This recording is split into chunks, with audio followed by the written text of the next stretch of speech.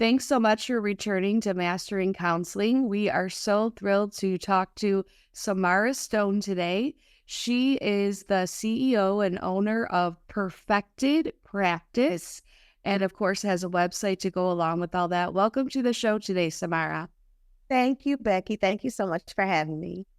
We were just chatting before about your wealth of knowledge and the journey that you've been on, which I believe started in the study of psychology. So let's kind of go back there and talk about your interest in that and how things have evolved through the years. Oh my gosh, all the way back to psychology. That means you want to start with a bachelor's degree, right? That's where a lot of the listeners might be. So, yes, we'd love to know about it.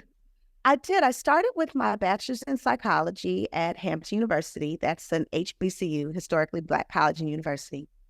And while on internship one year, like between my junior and senior year, I actually went to Las Vegas. My mom was living in Las Vegas at the time. And she arranged for me to have an internship with a woman named Maggie Martella. Maggie Martella was in private practice. She was an MFT. And I mean, that experience was so transformative for me on so many levels. It's hard to even really capture all of it in just this one conversation. But one of the things she said to me is, based on where I was at that time, and this is in the 90s, that's how old I am. This is in the 90s. She said to me, you have to pursue your master's in social work as your next step. This is the next wave of what will make sense and give you the greatest versatility in the field of mental health. And she was right. So I pursued a master's in social work at the University of Maryland right after that, after completing that degree in psychology. And, I tell you, I've always loved the flexibility of social work. We are everywhere and can do all kinds of things.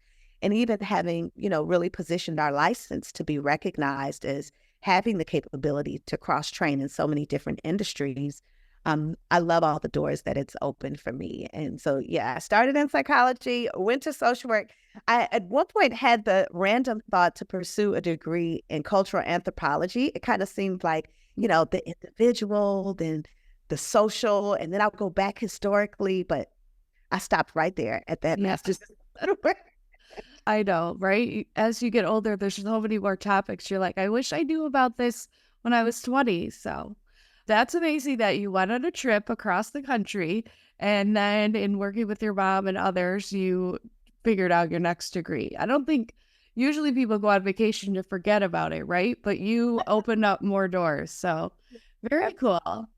And so you did some work in private practice. You used to have a practice group called the Stone Foundation. And now your main focus is the perfected practice. So let's just talk about your practice and what it looks like and what you're doing. Sure, sure. So I actually still do own the Stone Foundation. I still have that as a group practice. We've been in operation consistently since January of 2005. So that means this January of 2025 will be 20 years that business has been in existence. Amazing. Right, right. And started as a solo practice and soon became a group.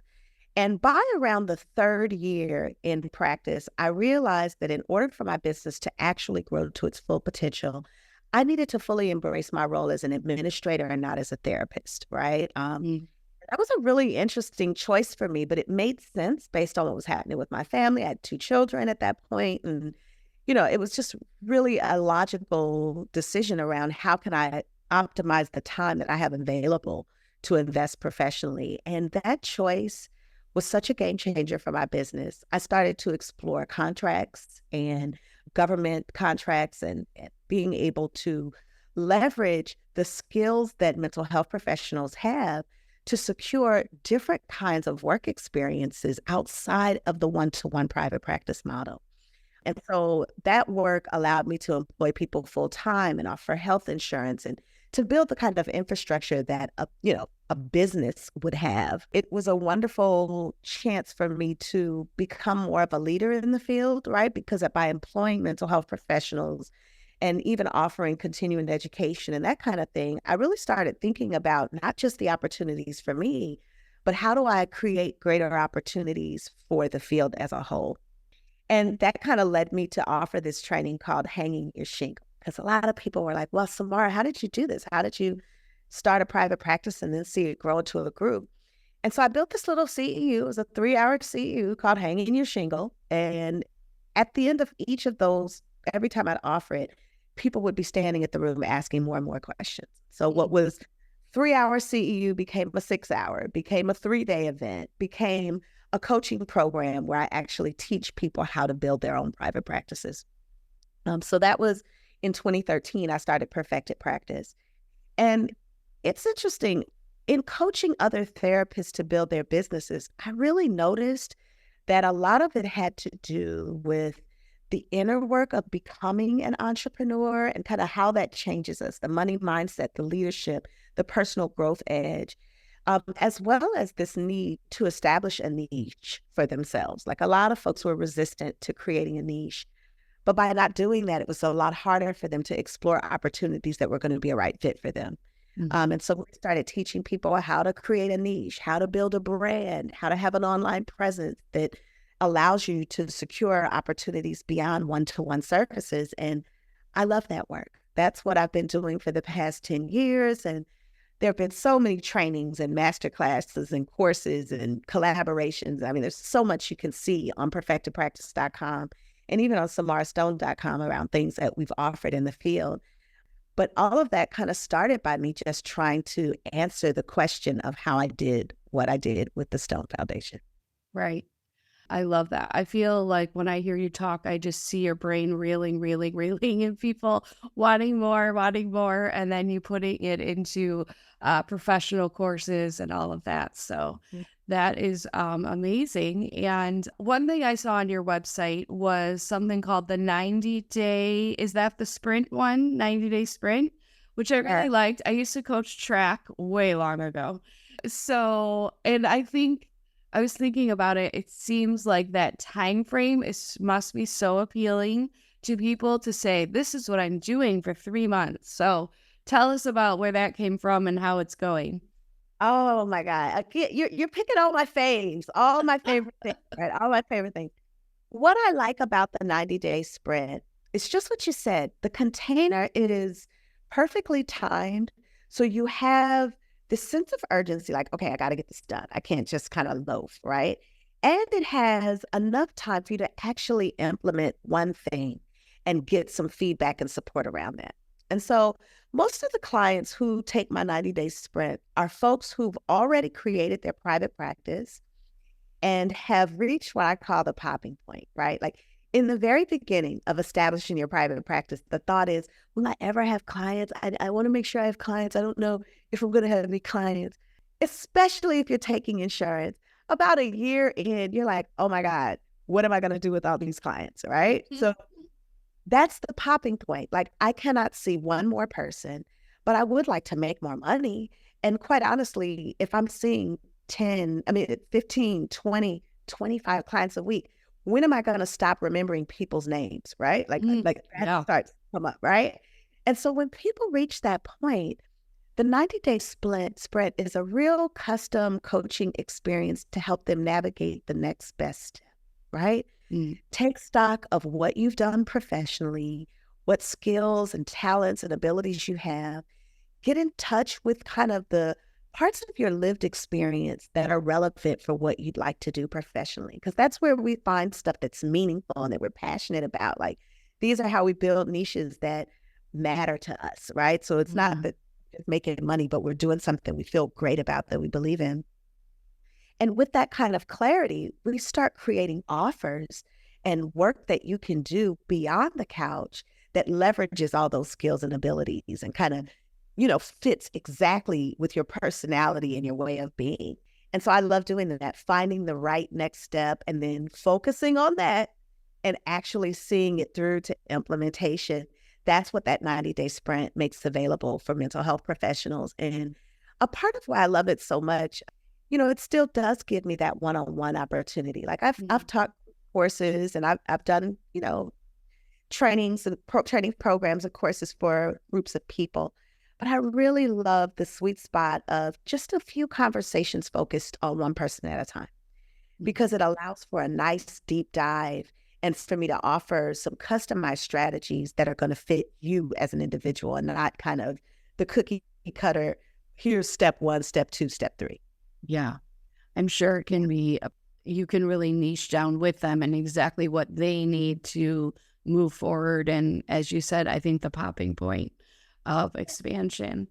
So in Perfected Practice, are you the sole coach or you have many other people? How big or small are you using that operation? So I am the sole coach. Now I do have an administrative team that helps with things like marketing and, behind the scenes stuff and, the inner workings of the business. But I am the one that teaches all my courses, that offers all my coaches services. It is a boutique, experience for people. Mhm. I do still have other opportunities that I make available for folks, but I don't know, something about Perfected Practice. It's like my little incubator where I help new businesses nurture themselves and grow. And that to me is a special experience and not something I'm trying to mass produce, right? Right. I do have some online courses and self-led courses. And for people that are at the beginning of their journey, I do have like a self-led piece that has the community element. And in the community, I think more folks are supporting each other and not just everyone looking to me for the guidance. But my favorite is the 90-day sprint, where it's me and a person, spending time working on growing their business. And some people stay longer than the 190 days. It's not that they only can, 90 days, you're out of here, don't ever talk. Right. It's 90 days to focus on this one thing and let's make some real traction. That one is just myself. I do still have a team of therapists at the Stone Foundation, and we have, an administrative team that works over there as well.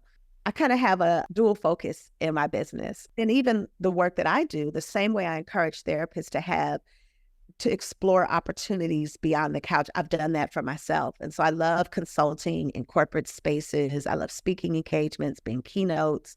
Those are that I love doing. I have another passion project called Be Full Grown. That's for Black women beyond the 40 stage of life, navigating the second half of life. So I'm an active entrepreneur. I like to explore and do lots of different things that speak to what I'm, curious and interested in.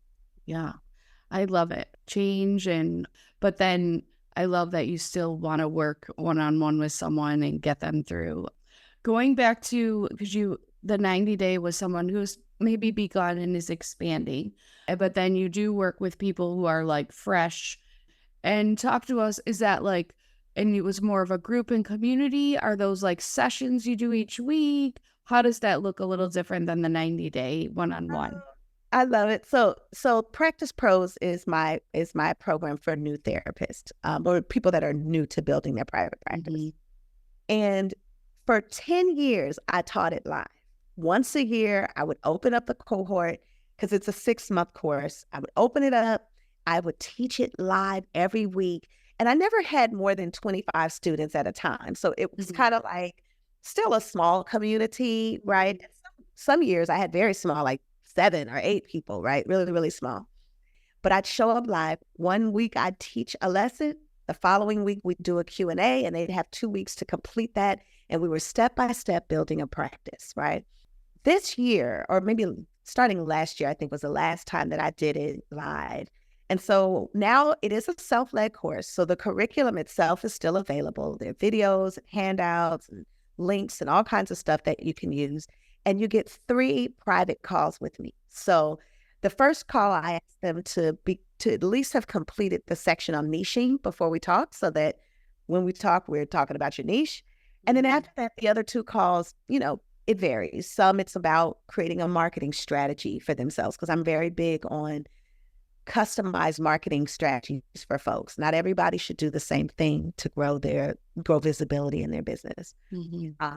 And for some people, they focus a lot on workflows, like making sure they've got the right, administrative operations in place, those SOPs that are going to help them to run the business. So those are pieces where they tend to have the friction, and that's where I kind of meet with them privately to get them through that. And then there's a community where they kind of speak amongst themselves. Once a year, I do host a brunch for all of my students, whether you're in the private coaching program, the 90-day sprint, or if you're a Practice Pros. or even if you've been with me in the past, because it's an alumni brunch. So let's say you worked with me 5, 6, 7, 8 years ago, they're all welcome to come together for the brunch. And that happens in the fall. And so that's kind of a community aspect Yeah. of what we. Very fun. And so I imagine you're working with people across the nation and then and some people actually fly in for the brunch. That would be Oh, fun. yeah, I love it. absolutely. They Yeah. come from all over for the brunch. They really do. Because, it's the first time for us to meet in person. And Mhm. one of the things I'm really clear about when I'm working with someone, I'm not just working with them, their business, I'm working with them as a person. And so Mhm. I kind of become an auntie to the people that I'm Mhm. serving. And so by the time we've done the 90-day sprint and they've gotten this result and they feel real clear about their business and they're confident, they're ready to come and meet in person for us to kind of, Yeah. share that moment of look what you've done, right? Like that celebration of what they've done. Yeah. And I've had some international clients too. I've had some clients I think I had one lady that was in Europe. One lady, yeah, one lady in Europe. And I had a lady in South Africa too, but it didn't work out so well. The time zones were just so, Yeah.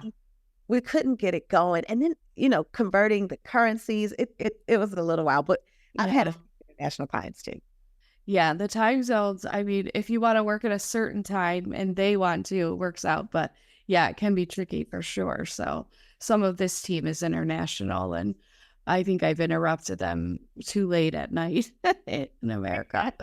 But well, that is all very exciting. I love all the work that you're doing and that you're sharing with everyone. What would you say are some more current trends um, in this whole field that you've been seeing, or maybe even new issues? Because you have had a lot of experience. So I'm sure things look very different now than they did in 2013. So, what are some of those trends or issues? I'll tell you, I love this question. There are usually two forces that impact change in the field like ours. There's our own, you know, growth of capacity and what we're able to do, what we're aware that we are capable of doing. And then there's the external pressures of just things happening in the world around us that call us to action differently. And I've seen both of those things at play. One of the things that I think has been a huge pivotal moment for us is COVID. COVID-19 gave therapists the ability to open a computer and be in business, right? Whereas prior to, they really were primarily in office and needed to be able to create enough infrastructure to have, a brick and mortar business. But the virtual option changed that, right? It Mhm. also did create a huge influx of folks that required mental health care. And so the availability of clients was just huge, right? Yeah, Huge sure. opportunity for mental health professionals. One of the things, though, that I think we've also seen is burnout is real, right? Mhm. And so what happens is if I'm at home seeing clients and I don't realize that 25 clients in a week is going to be the death of me, and I'm doing that while also looking at a child that's going to school virtually, it's not long before I'm overwhelmed. Yeah, And so trying to figure out how can I leverage the skills that I have beyond just this one-to-one, therapeutic model. That has led people to explore the wide range of opportunities that are available for mental health professionals. And I'm so happy to see that. I mean, there are people that are doing intensives, retreats, online courses, facilitating, in corporate spaces, speaking engagements, keynote speaking, writing books. Like, think of all the things that mental health professionals are able to do to make money that is shifting the way we see how we're able to offer our services. And so for some clients, even who they don't maybe have time to commit to a week of talk therapy for 6 months, but they'd love to attend an immersive retreat experience where they can really get in touch with some of the core issues they've had around, their parenting experience or work on their relationships, right? mhm, Being able to heal in community even, and having therapists lead those experiences has been, really interesting and therapeutic. And so I think we're going to see more shifts in the way that we deliver mental health services outside of that one-to-one therapeutic hour, because there's so much that we can do and so much that clients need and that they're willing to experience and explore with us. Destigmatizing mental health services means that people are, even able to market themselves differently. It's not something that's seen as a deficit if you want to see a therapist. It's almost like, I'm going to talk to my therapist about that, kind of Yeah. thing that's changing in the way that the field is seen. And with that means more clients who are coming to perfect themselves and to work on things and not coming because they're just terribly, not functioning well. So you get high functioning people that are sharpening the saw as opposed to folks that are knitting together broken hearts. And that creates new opportunities for therapists as well. Yeah. I love that perspective. Very good analysis, I think, of the time. And I don't know about you, but I feel like with COVID, burnout, I just feel like, especially like 2022, everything felt slower and harder. And this rate that we used to work at, I don't know that I'll ever get back to it. I don't know. It's kind of a reset in a good way of, we all need to settle down just a tad. So, Exactly um, right.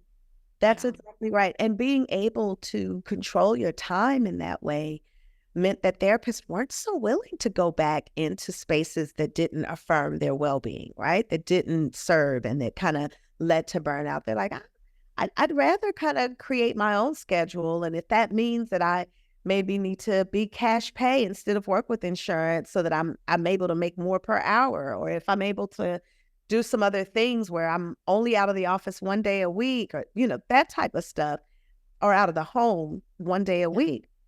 It really did change. It empowered us to look differently at what we're doing. I actually have a YouTube channel for Perfected Practice where I talked a lot about this dynamic while it was happening, and kind of helping therapists to reflect on what's available now that we've kind of come through COVID and are now looking at a new landscape for what's possible in the field of mental health. All right. I will have to check that out for sure. All kinds of things that you are giving us. One other trend, and going a little farther, of course, is AI. Are you doing much with that? What's your thoughts? Where do you see it going? It's so interesting. So there's AI. There's also the third party conglomerates that are involving themselves in the world of private practice, the Headway, the Alma, the Grow.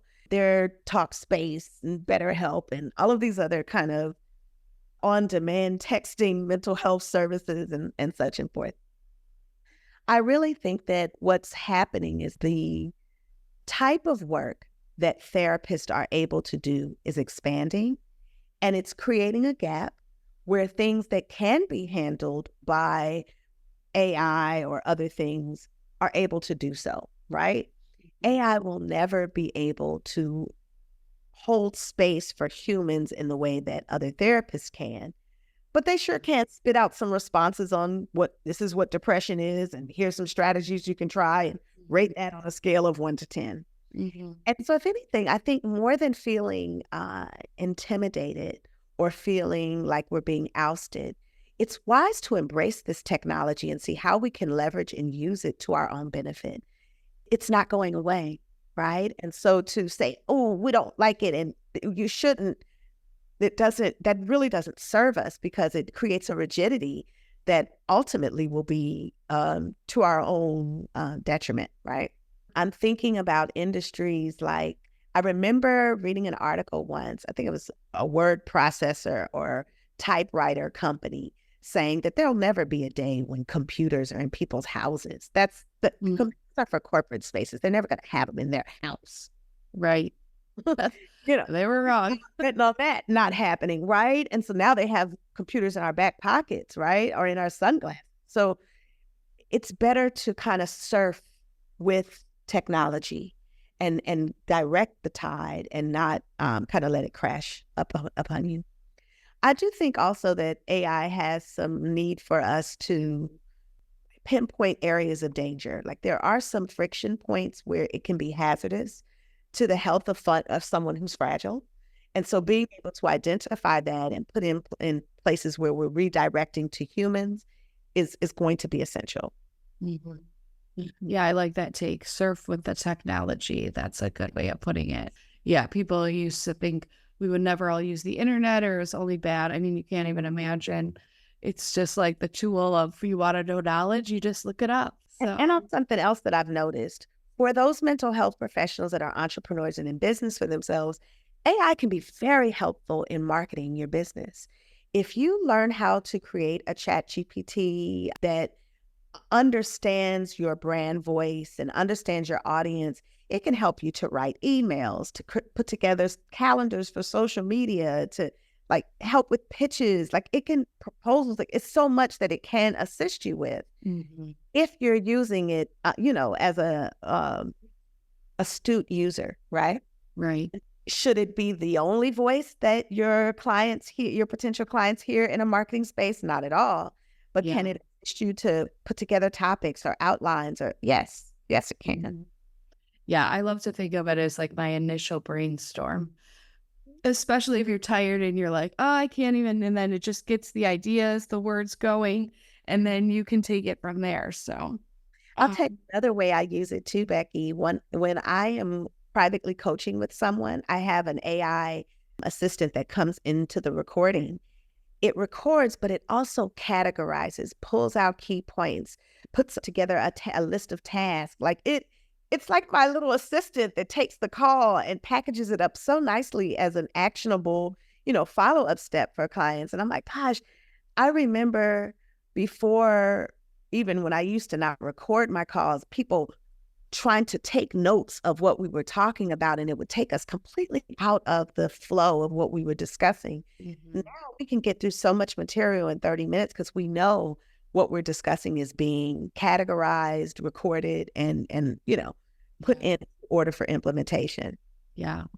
Those are great things to know. I think, yeah, definitely helping in mental health with the data and, well, data's not a great word, but the notes of the session. So, what would you say? I mean, I know you have your whole, I think it was the pros program Right. for new people. Yeah, practice pros and 90-day. But just for the sake of this podcast, what would be your advice to someone either kind of finishing a program and their bachelor's or master's, or possibly just launching into this world? What would what would be the top two things you'd want them to know? Protect your confidence, right? You're going to need that.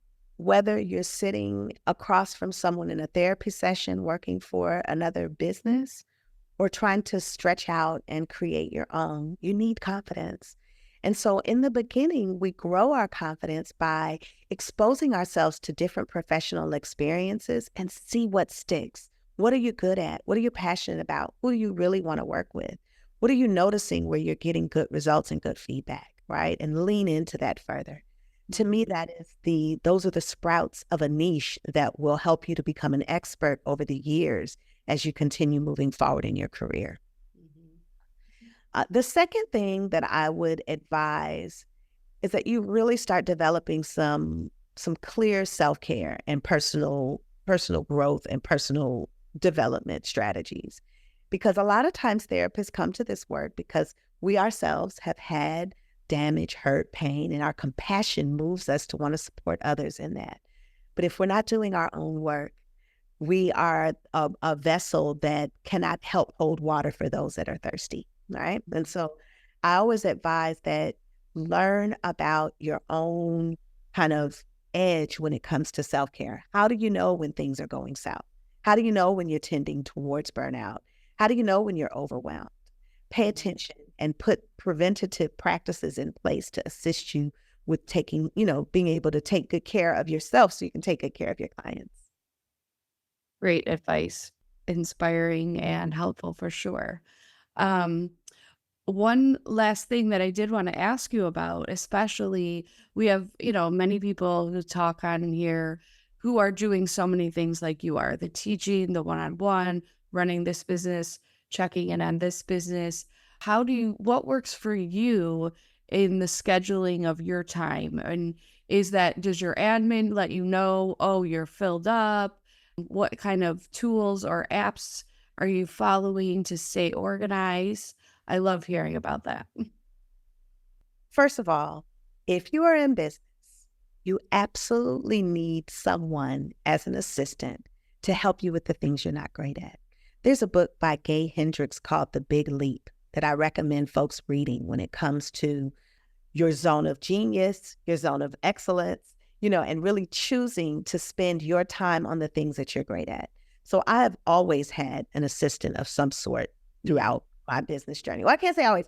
It took me the first 2 years to learn that, right? But let's say since 2008, I've had an assistant business, regardless of what I'm doing. And that person does the things that I'm not great at. I'm very clear about what I'm not good at, and I hire other people to do those things.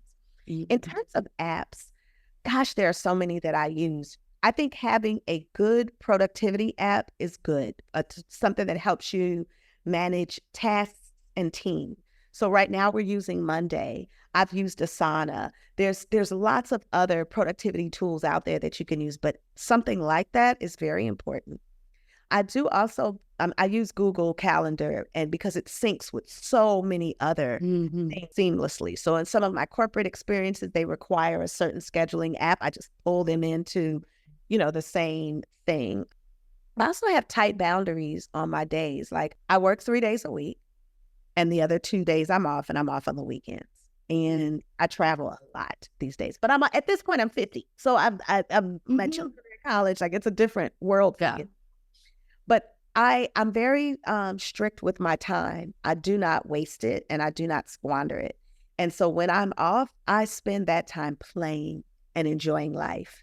And then when I'm on, I spend that time focused and getting things done. And so I think a lot of times stress comes from, knowing you need to do something, but not doing it.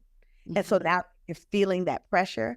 I'd rather get it all done, as much of it as I can, and then schedule that planned neglect. Like I'm planning to not do that until the next time. So not stressing me out. I've already said I'm not doing it, Right. and be very, very judicious with my no. I have a lot of no, and nope, not doing that, not doing that, not doing that. And I only give a yes to a thing that really fits with my life, my skills, my niche. And actually I can see how I'll be able to contribute and gain from participation. I think that in terms of other apps and things like that, I love Canva. In the world of branding and just creating design things, Canva has been phenomenal for me and my clients. Back when I first was doing my social media myself back in 2013, it was wonderful. Wix is an amazing website platform. It's flexible. They have so many new features, and they're adding new ones all the time. I really, really love that. I also like a place where you can use voice notes, because when inspired ideas come, I want you to capture all those, but I don't want you to feel like you've got to take action on them right away. And so something that's a voice note where you can talk through things for yourself, that's very helpful for me. And I always suggest that for my entrepreneurial clients. So much great wisdom in there. If people are listening right now, they're going to have to record it to remember. So no, those are really great ideas. And yeah, thank you for sharing all of that, especially for people who could be starting out and maybe you need 90-day sprint in a year or so. So very cool.